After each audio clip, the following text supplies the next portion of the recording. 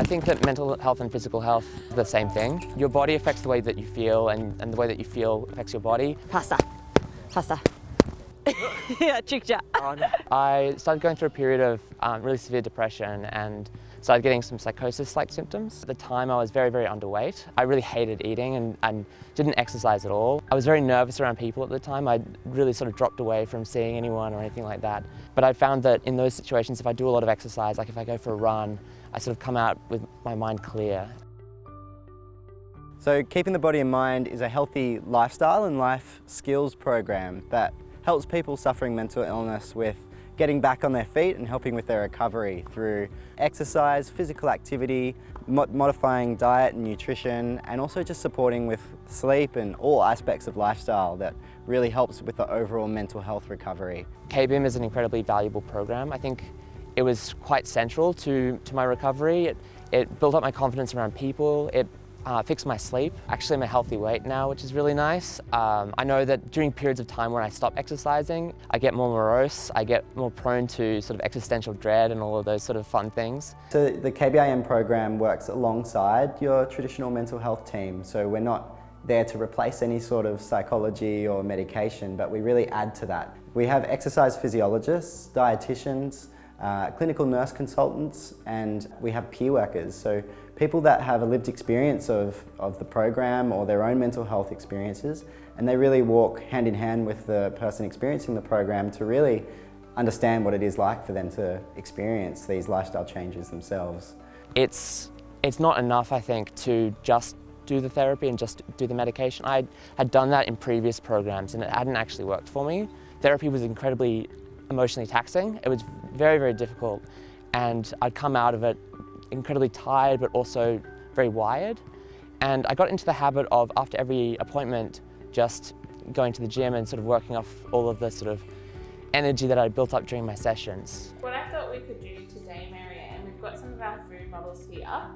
So I'm the dietitian as part of the KBIM team, so I work with the EP, the peer support worker and the nurse to address the consumer's physical health, and more specifically as a dietitian, I guess from the nutrition and food side of things. So I thought we could run through a little bit about what you eat in a usual day, using these as a bit of a guide. The fact that I've got the KBIM group and the dietary and exercise is really, really good because it keeps me in check and it gives me support. It's not done at anything more than the pace that you want to work at. Yeah. You're not pressured to do something that you don't feel comfortable with. It's been really amazing to see some of the changes in people's recovery with their mental health through the Keeping the Body in Mind program. I managed to give up smoking through the QUIT program. Amazing. After 50 odd years of smoking. Wow.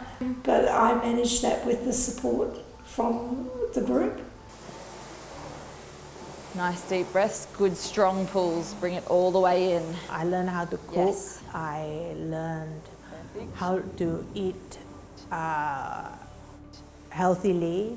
Before KBIM, I'd never used a gym before. A lot of it was because of a lack of confidence and worrying about people watching me and things like that.